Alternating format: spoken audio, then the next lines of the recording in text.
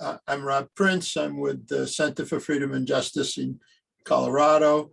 Our little organization supports an organization by the same name, Center for Freedom and Justice, in Beit Umar in the West Bank in Area C, which is an area completely controlled by the Israeli military.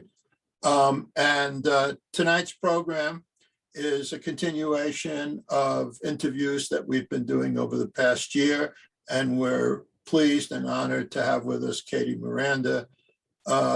Katie was influenced, was struck by an event that also really touched me very deeply, and that was the murder of Rachel Corrie, an American woman who was doing solidarity work in Gaza and was run over by an Israeli bulldozer.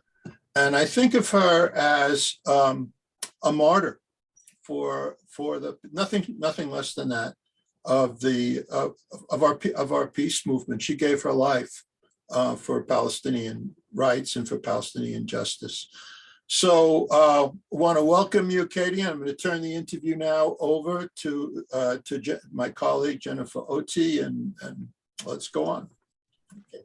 Thank you so much, Rob, for that introduction. Hello, everyone. As Rob said, I'm Jennifer Oti. I'm a member of Center for Freedom and Justice, Colorado. And of course, we support the town of Beit Umar in Palestine and just seek to raise awareness of everything that's going on for Palestinians over in the Middle East and around the world. One of our members actually found Katie through getting interested in her jewelry, and he's purchased some of it and is on her email list. So that's how we were able to connect with her. So we're very pleased to have Katie, you here with us tonight. So let's start off returning to what Rob was mentioning. You were a part of the International Solidarity Movement, the ISM.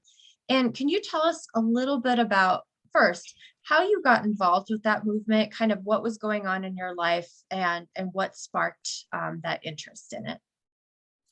Sure. So I first heard of the International Solidarity Movement in March of 2003, when one of its members, Rachel Corrie, was murdered by an Israeli soldier driving a Caterpillar bulldozer in Gaza while she was trying to block the demolition of a Palestinian home in Gaza. And this made the news, and I was really disturbed and upset about hearing about this. And her sacrifice of her life brought to light the work that the International Solidarity Movement was doing. And I wanted to learn more about what they were doing, because I wanted to know how she, she was a young woman from Olympia, Washington, how she ended up in Gaza doing this work.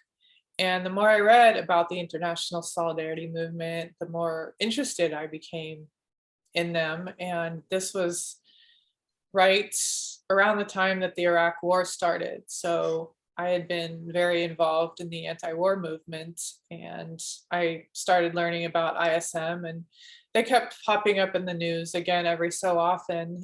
And in 2005, I was looking for something to do on a Saturday in the Bay Area, and I was looking at an events calendar, and I saw that ISM was hosting a training in Berkeley. So I decided to go, and I had no idea what to expect. I had no intention of going to Palestine at the time, but I went to the training and I was completely blown away by what they were doing. They were riding in Palestinian ambulances, taking injured Palestinians to the hospital, because frequently Israeli soldiers would not let Palestinian ambulances through checkpoints. And they were going to the front of demonstrations against the Apartheid Wall and standing alongside the Palestinians at the demonstrations and demonstrating with them. And I was so inspired by what they're doing that I decided to sell my possessions and go to Palestine. I was living in San Francisco at the time. I was working as a freelance illustrator and graphic designer, and it was really unstable work. And I decided I had nothing to lose. That's great. I'm curious. There are so many things that happen that are bad around the world in so many different countries, and so many incredible movements that are out there, and organizations that go in and are able to stand in solidarity with other people. So, I mean, certainly, this lady's death was a pivotal moment and traumatic and an absolute tragedy. But what was it about that particular thing that called to you as opposed to other events around the world or other organizations that are seeking to help out? Sure. Well, the other major event that was happening at the time, of course, was the invasion of Iraq and Afghanistan. And I wanted to do something about it. I went to the demonstrations, but I couldn't see anything that I personally could do to make a difference there. Um, Sorry, I've got cat hair on my face. I wonder why. Yeah. And I had gotten to know some of the activists from the training, a woman named Mary and a man named Paul, who told me what they had done when they were with ISM in Palestine. And so I actually had that personal connection with real people, who could kind of show me the ropes and tell me what to expect. And I also had somewhat of a personal connection in that I'm of Jewish ancestry. And I really didn't like how the Israeli government was doing these horrific acts to Palestinians in the name of safety for the Jewish people. I didn't like that at all. And I wanted to do something about it. And I was young enough at the time, where I didn't have anything to hold me here. Right. Here, No, meaning the United States. yeah, no husband, no cat, no house, No kid. no kid. What a beautiful example, though, because so many of us, will write our Congress people, we'll go to demonstrations, we'll talk with other people, but you actually really did something, inserting yourself into the middle of it. And I also wanted to highlight what you said about having that personal contact with people who are involved. And so I think that just speaks beautifully to word to, mouth to mouth communication, somebody knowing someone and inviting someone. So for all of our listeners out there, you never know whom you're going to influence with the good work you're doing. So when you were there, Katie, with this horrific thing that happened and all these home demolitions, which are very common, continuing to today, did you ever feel that your life was threatened, or have any really, really bad experiences there? I had a lot of bad experiences, a lot of really horrific experiences. And whenever I say that, what's always going on in the back of my head is that, look, I was there for 3 years, and Palestinians have to deal with that every day of their lives. So I'm always conscious of that when I'm talking about it. I did feel my life was threatened a few times. There were a few riots in Hebron with Israeli settlers where they were throwing very large rocks at us. These were Israeli men and boys, and one of them, it was about this big. It hit me. Fortunately, it only hit me in the thigh. But if it had hit me in the head, I don't know what would have happened. So the riots were always very scary. One time, I was going into Nablus with other members of the ISM, and we were trying to get into Balata refugee camp, which had just been invaded by Israeli soldiers. And we were going there to bring food and medicine to Palestinians because they were under curfew. They could not leave their houses. And we, as international volunteers, were allowed to be out on the street. So while we were walking towards the refugee camp, we were shot at by an Israeli tank while we were headed into the refugee camp. We were shot at with live ammunition. Wow. Well, thank God that you're okay, and just from an average American citizen, thank you for everything that you did over there. And speaking of that, can you tell us more about your day-to-day life of what you were doing, what the main purpose was of your group, or some of the daily activities that you had?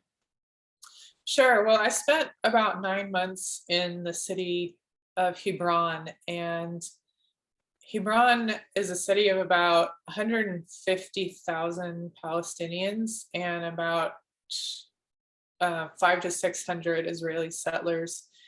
And these settlers are like the most ideologically extreme um, Israeli Jews I've ever seen. They believe that the land of Israel, and specifically the city of Hebron, was given to them by God, as it says in the Torah.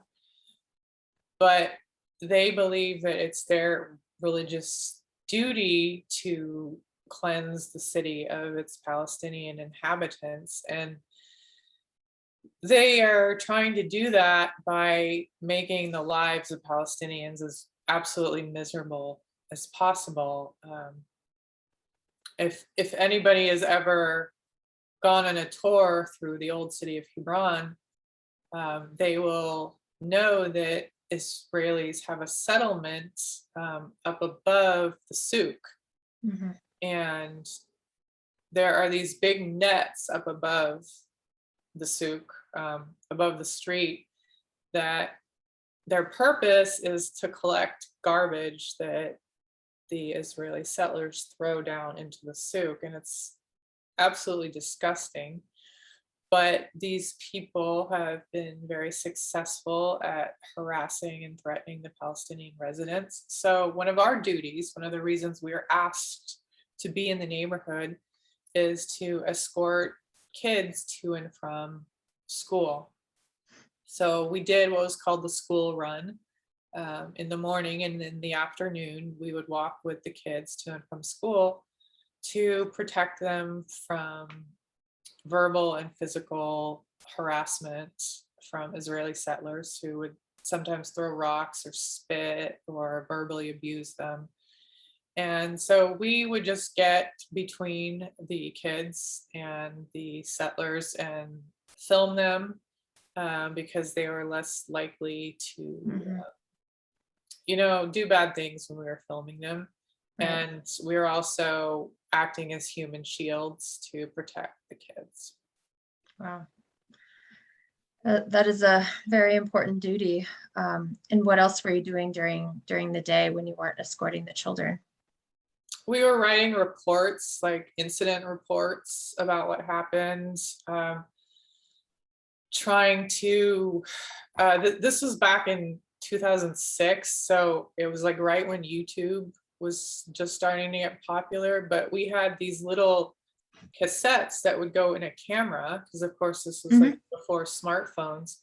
Right. And so we had to get these cassettes out of the camera, and somebody had to take them up to Ramallah, to our media office, where we had some kind of device that would digitize them and put them online. So this is all very complicated. And during the day, we would sometimes just monitor checkpoints. There's a very bad checkpoint in Hebron. It's called Checkpoint 56. When I was there in 2006 and 2007, it was very bad. When I went back in 2017, it was really, really bad. It was like twice as big, all kinds of surveillance equipment. And this is how Palestinians who worked in the city got to and from their neighborhood in Tel Rameda, which is where we lived. So they would harass teachers who were trying to get through this checkpoint to go to school, and they would just delay people, on their daily commute. This was a footpath. There were no cars. So people would have to walk into the city and back out of the city to get to and from work and home. And they would just harass people. So we would monitor the checkpoint, try and negotiate with soldiers who were detaining people, try and find out if there was a reason, what was the reason, and just try to keep things moving a little bit. And Palestinian residents told us that when we were there, the checkpoints usually moved more quickly. Wow. Do you think from what you know of Beit Umar, and I know you were based in Hebron, Beit Umar is not that far, whether you know this directly or you can surmise, these things have been going on for years. Would you say that the situation is similar there, or do you have any other information about the area of the town that we work with? I only went to Beit Omar once. Okay. I think it was in 2006 or 2007. So I don't really feel qualified to speak about what they're experiencing today. But what I will say is that I drove past Beit Omar in 2017 while I was visiting Palestine briefly. And I saw some soldiers on the roof of a Palestinian home. And I ended up doing a painting of that for Mondo Weiss when I— Oh, yes. I saw that painting. Yeah. Yeah, when I worked as a cartoonist for them, because that's the kind of thing that the news media will never report about it, because it's not dramatic, it's not clickbait, nobody, died or got seriously injured. It's not interesting enough. But just imagine you come home to your house and there are soldiers from another country on your roof.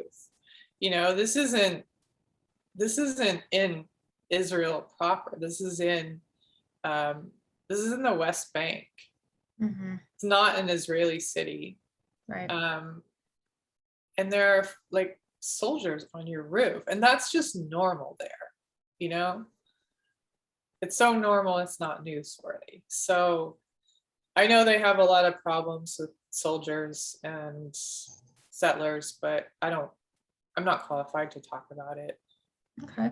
Yeah, I know I get angry when people throw their own trash in my trash bin, my Denver trash bin. So imagine, I feel violated that people walked on my property, let alone having soldiers on my roof. And you make such an interesting point about the news media. In fact, just a couple days ago, more Palestinians were attacked around Beit Umar. And I think, we hear about that through the smaller sources, and you're not going to hear about it in the main US media. The mainstream, there's, even if somebody dies, oh, it's just another, Israeli Palestinian problem. It's not big news, basically. So it's horrible what happens there. And like you said, it's become normal, and it shouldn't be. So from all of the work you did, obviously you protected children's lives, you helped at the checkpoints. I'm curious about these incident reports and all the footage you have. I kind of want to know about the takeaways from your time with the ISM, both in terms of, what did you learn from it from an educational perspective? What might be motivating for people to know? And then I would also like to know if you feel that anything ever came of these incident reports, any direct improvement or anything. Yeah, so I guess my biggest takeaway would be that one person can really make a difference in the lives of individual people. And even though we didn't achieve our goal of ending the occupation and restoring freedom to Palestinians, we did help a lot of individual people, whether that was giving somebody 3 hours of their lives back because they would have been detained at a checkpoint for 3 hours, or helping kids feel a little bit safer on their way to school, a little bit less traumatized. There was one situation where it's kind of a crazy story, but I think in the end it really did help someone. One of my friends went to a demonstration in a West Bank village around Nablus, they were doing a direct action with some Israeli activists, where Israeli activists went there and they physically removed a roadblock that was preventing these Palestinians from leaving their village. And one of my friends, fellow activists, filmed this. He filmed the Israelis removing it. And shortly after that, he was arrested by Israeli soldiers for being at, quote, an illegal demonstration. And he did not want the soldiers to get that videotape. So he tossed it into the grass. And he called me as he was being arrested, and asked me if I could go get it. And I was about 2 hours away. I had never been to this place before. I hadn't even heard of this village. But I was asked by some other people in ISM, yeah, Katie, why don't you go try and find this videotape? Because a bunch of Palestinians were also arrested that day, and they were charged with removing the roadblock. So this videotape evidence would exonerate them. So I traveled with a small group. I think there were maybe 4 of us up to this village, and we just kind of followed my friend's directions about where it was. He said it was at the top of a hill in a field underneath an Israeli guard tower, on the right side of the road, and it was just in this grassy area. And he said it was near a bag of tomato flavored potato chips, like a potato chip wrapper. And so we started walking up this hill, and it was getting to be towards the evening, and we were intercepted by an Israeli army jeep, and they told us it was a closed military zone and we had to leave. So we just decided that we would leave the immediate area, but we weren't going to go home. What we ended up doing is we went into the village and we met a family. We sat around, chatted with them for a little while, and we waited till the soldiers were gone. And then we went back up the hill to try and find this videotape. By this time, it was getting pretty dark. And when we got to the place where my friend said he dropped the tape, it was kind of like our hearts sank, because it was right under this Israeli guard tower. We didn't know if they were in there. They said it was a closed military zone. And this grassy area was just covered with trash. So, I'm looking for this tomato flavored bag of chips in this field of grass full of trash. And we were just looking and looking and looking, and it was starting to get dark, and we were talking about maybe leaving. And then, by the grace of God, I just found the videotape. Incredible. Yeah, so that's an example, I think, of how one can make a difference in the lives of individual people. I also started a program to teach art to kids, kids who didn't have anything to do after school, because it's not really that safe to play out in the street, because there are soldiers out in the street and settlers out in the street. And particularly for the little girls, they really didn't go out in the street very much. So I taught art to kids after school. So yeah, that's my biggest takeaway, that one person really can make a difference. That is definitely a motivational piece for me, because I know a lot of times I feel like I'm just spinning my wheels and is it making any difference? And you're right, it does. And not only did you teach them art, but I'm sure they appreciated just having your presence there with them and showing them that they're important and listening to them.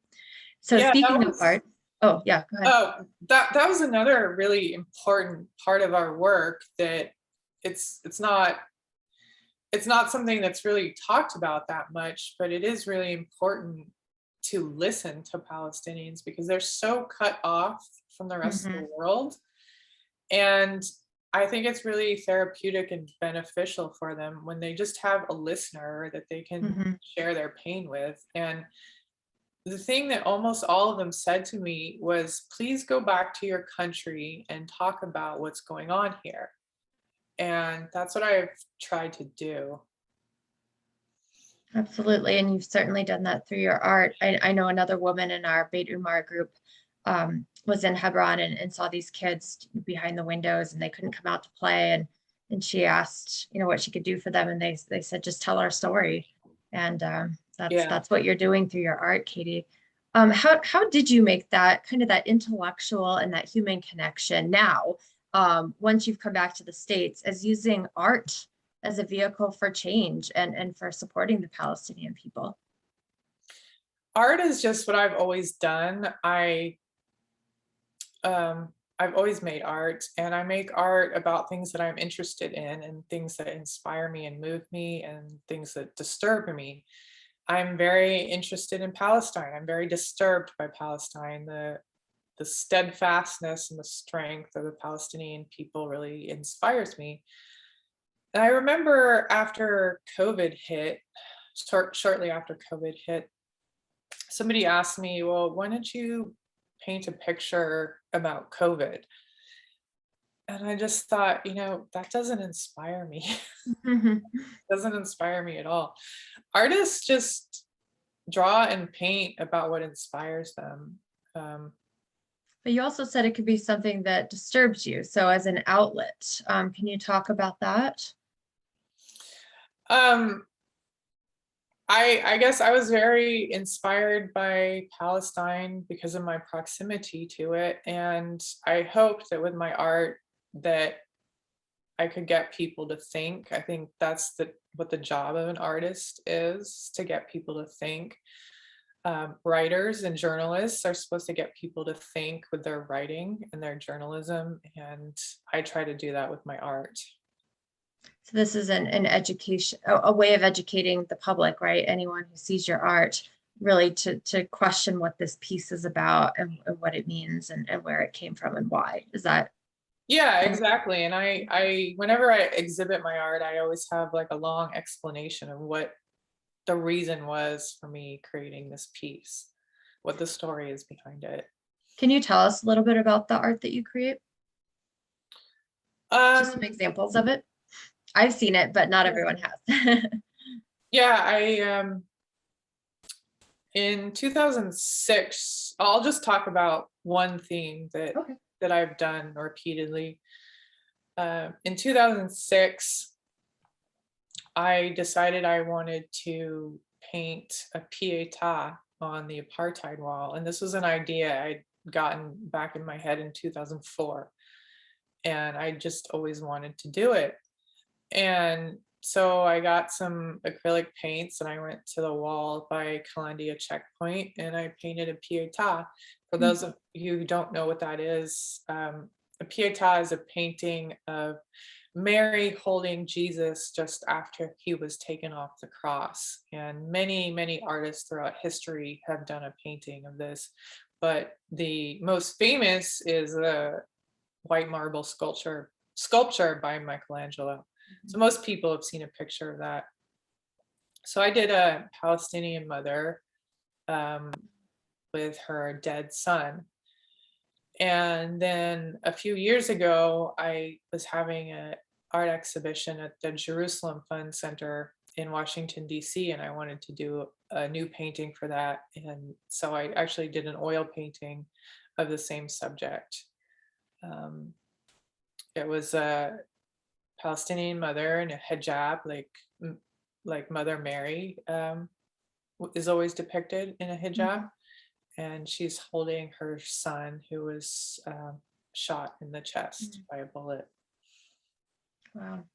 And I know for many faith traditions, especially Christians, that holds deep meaning. And so for Palestinians of Muslim faith or whatever, to see that I can't imagine how meaningful that is for them to see that. It really evoke something deep, I can imagine. Yeah. And speaking about Islam, and we heard your call to prayer there. Katie, you talked before about how you come from a Jewish tradition and now you're Muslim. Can you tell us a little bit about your conversion, kind of what inspired you, and how your faith today motivates what you do? Sure. So I became fascinated with Islam because I saw how much strength it gave to Palestinians, particularly in the city of Hebron, where I lived for about 9 months, because they were suffering terribly. And most of them managed to go through the day with a smile on their face. And when I would talk to them, they would say Alhamdulillah, which means thank God. It's just a way of expressing gratitude. They would say Alhamdulillah, I have my family, I have food on the table. And it took me a long time to figure out that their religion really gave them a lot of strength to get through the day. And I was also having my own personal struggles at the time. And I thought, well, if Islam can help them through this, then maybe it can help me too. I guess after I came back to the US, I decided to convert to Islam, and I just started making more art about Palestine and about Islam, because at the time, this was around 2008 when I came back, there was a lot of negativity in the media about Islam, and I think it was very misunderstood back then. I think it still is now. And I wanted to try to normalize Islam in the US the way Judaism is, considered a normal religion in the US. So again, you're constantly speaking for other people, and trying to help them understand. Do you think your faith today inspires what you do? You said it gave people strength in Palestine, and what does it give you today for all your efforts that you're doing? Well, in terms of art, or your art and everything you do to speak out for the people that we both support, or anyone else you're supporting and helping? Well, so when I was in Palestine, I decided I wanted to learn Arabic calligraphy because I absolutely love learning new art styles and new art techniques. So I studied with a Palestinian calligrapher named Ihab Thabit. And when I came back to the US, I decided I wanted to incorporate that skill into my artwork. And this was around the time that people were getting kicked off of planes for wearing like Arabic on t-shirts, or, reading Arabic books, or Arabs and Muslims were under a lot of suspicion at this time. And I just wanted to bring the beauty of Arabic calligraphy into the US, and kind of just you can normalize it, right? Yeah, the way Yeah. like Spanish is normalized here. So I started incorporating it into jewelry. I just think Arabic calligraphy is just the most beautiful thing out there, one of them. And as an artist, I just really wanted to master it. It was a challenge, of course, and I like challenges. So yeah, I wanted to use it to introduce people to Islam as like a stepping stone, to talk about, like, oh, what does this mean? Oh, Right. what does it say? What language is it? And yeah, I also happen to think that Islam is the solution for a lot of social problems here in the US. And I imagine a lot of people wouldn't want to hear about that, but I believe it's true. Well, I think people need to respect other religions and see the good in them, because a lot of a lot of faiths have a lot of solutions if people are just willing to look into them. Just curious, do you speak Arabic? A little bit, yeah. Okay, okay. Yeah. So one more question on Islam. I am curious, what is one thing that you would like to share about it that people should know? Because you're absolutely right. There's still a lot of fear about it or it being the other. So here's your microphone. What would you like to share with everyone? Sure. Well, so one social problem that Palestine does not have, there are no homeless, and there is not a drug and alcohol problem there to the degree that there is here. Yeah, sure, there are Muslims who drink, but it's really, really frowned upon. And so Islam really helped me straighten my life out. And this is kind of something that I think Americans really are not open to, but I'm going to say it anyways. Islam helped me get my priorities straight in my life, because in American society, for a woman to have a goal these days of getting married and having a family, that's sort of like considered quaint or old-fashioned, but that's what I really wanted. I wanted to get married and have a family. And you just don't say that when you go out on a date, you know?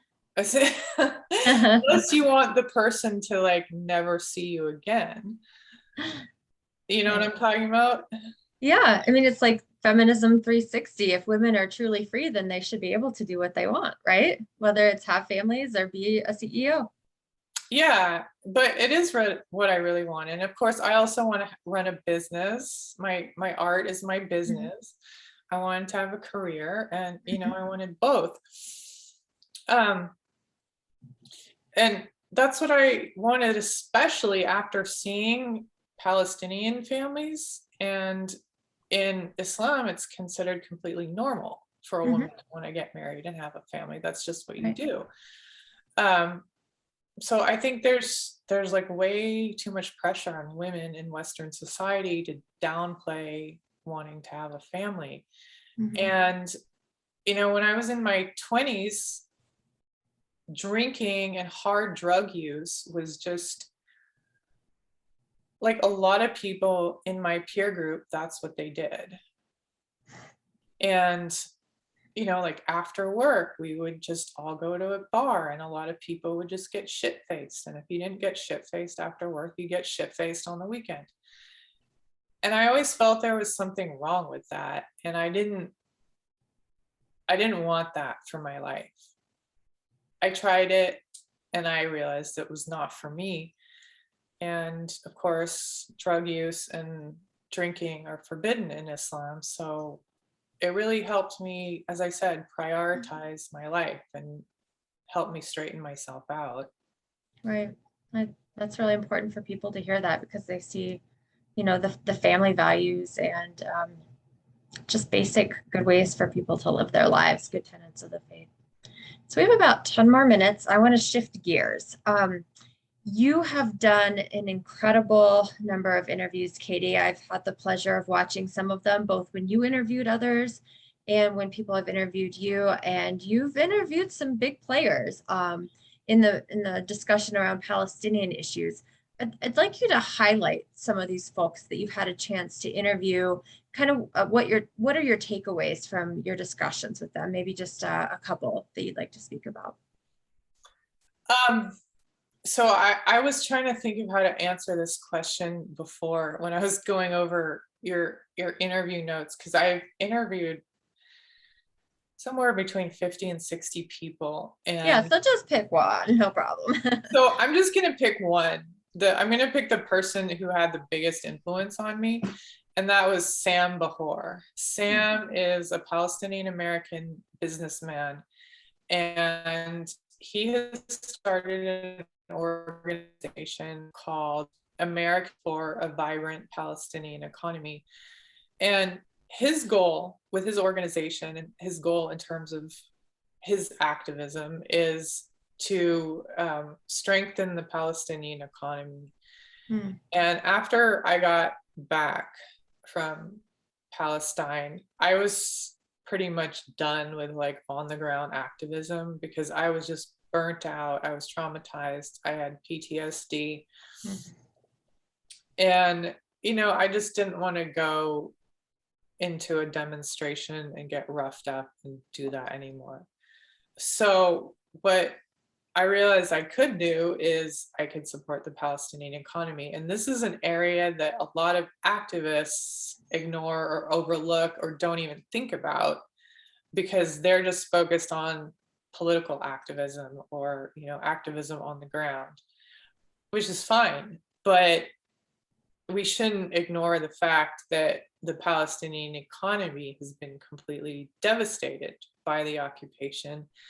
And Palestinians who used to make a living, you know, through farming or through crafts or, you know, whatever, just about every industry in Palestine has been affected negatively by the occupation, whether it's checkpoints or land theft or, you know, bulldozing of buildings.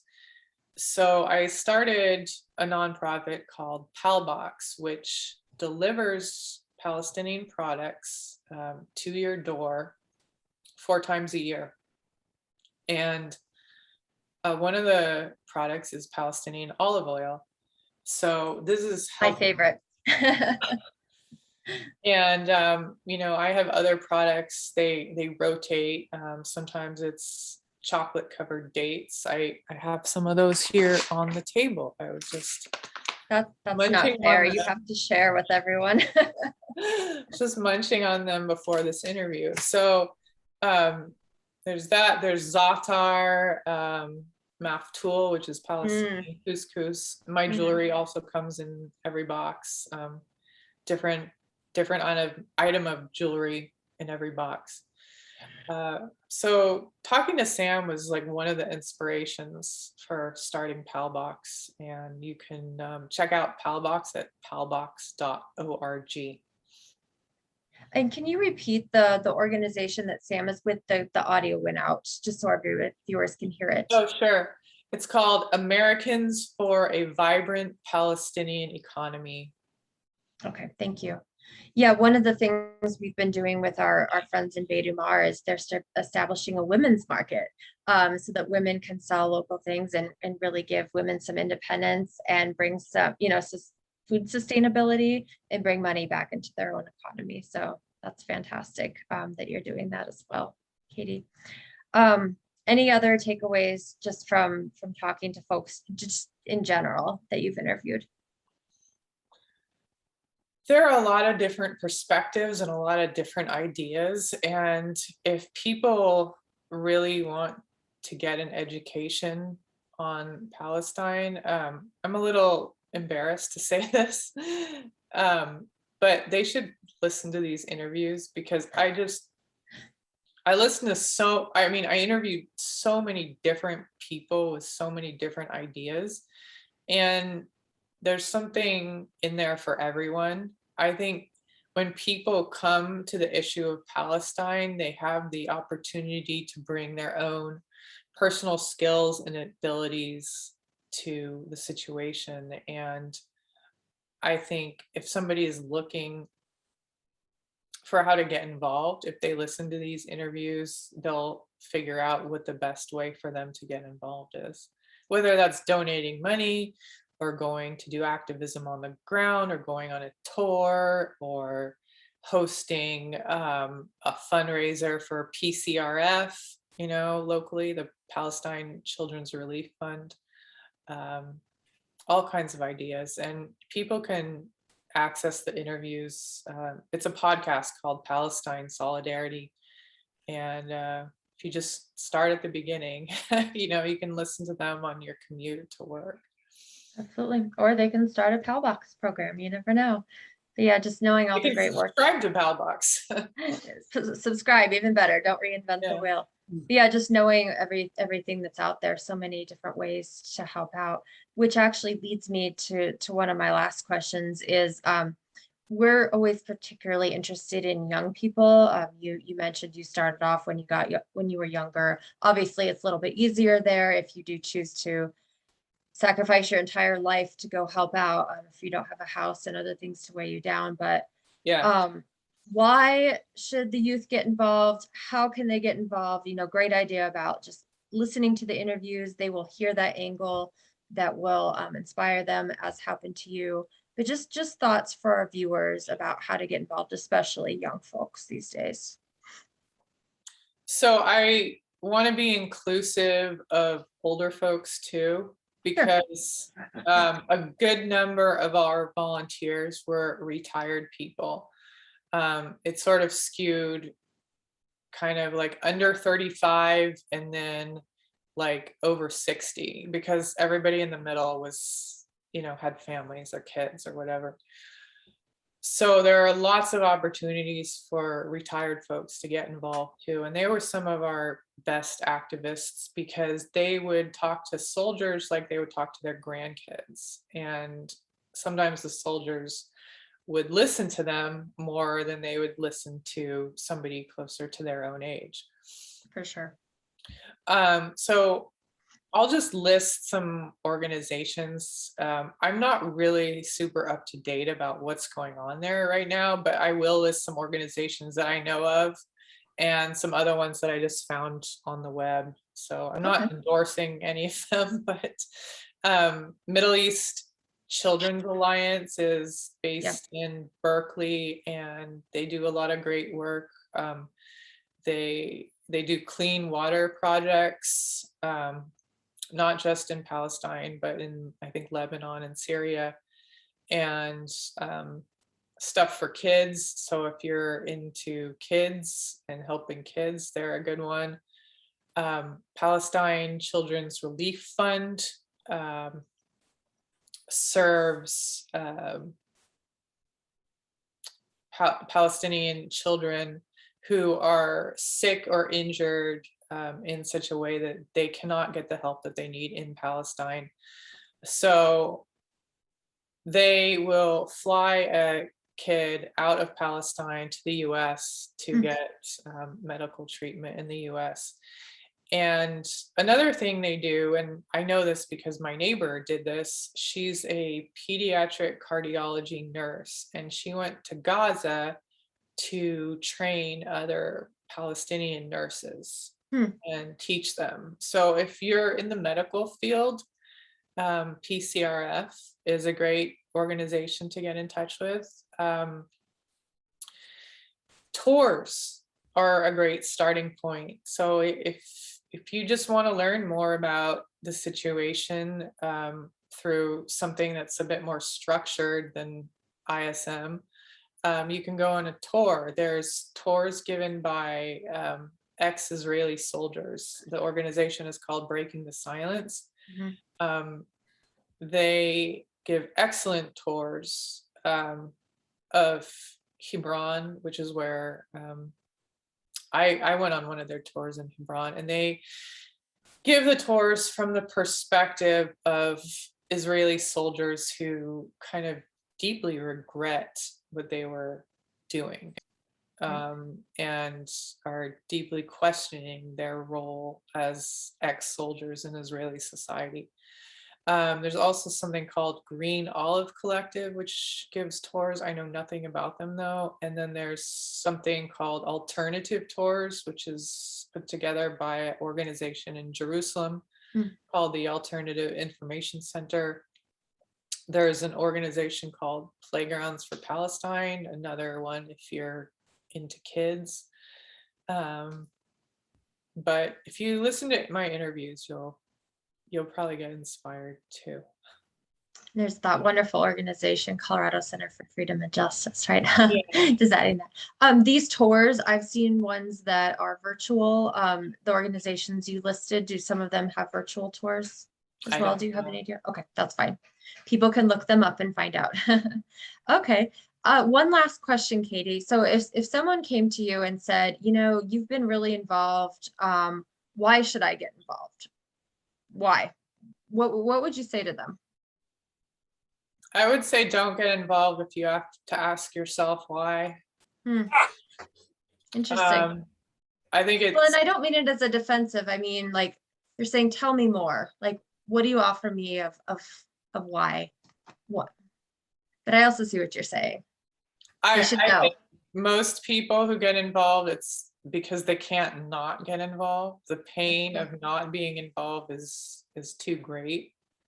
So if you're kind of on the fence, like, why should I help out? Then I don't think you've been moved to the point where you feel compelled to do something. And, you know, there's nothing wrong with that. You know, you might have interests in other areas. But I think in the end, I got back way more than I gave. And it's one of the best decisions I made in my life. And I'm so glad you did, because you've inspired me tonight. I'm sure you've inspired so many people.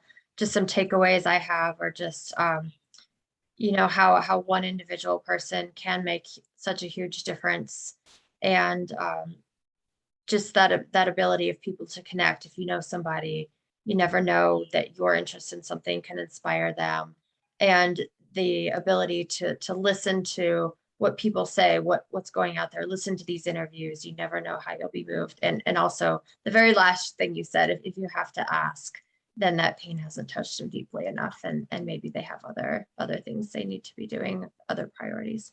Yeah. So thank you so much, Katie. This concludes the formal part of our interview, and I want to turn it over back to my colleague Rob Prince to see if there are any follow-up questions, just for a couple minutes. First, hi.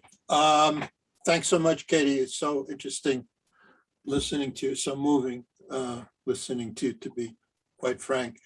As somebody who came to this issue also from a Jewish background after the 1967 war, which I happened to see from a rather unusual vantage point. I was a Peace Corps volunteer in Tunisia at the time, so I saw it from that angle and came back and got involved. And I can never, for as long as I'm here, I'm going to do, you know, what little I can in support of Palestine, period. Having said that, I just have a couple of follow-up questions. We don't have to go on very long, but I'm curious to know, in your thinking, do you see any changes in US policy towards the Palestinians over the nearly 20 years that you've been involved in this issue?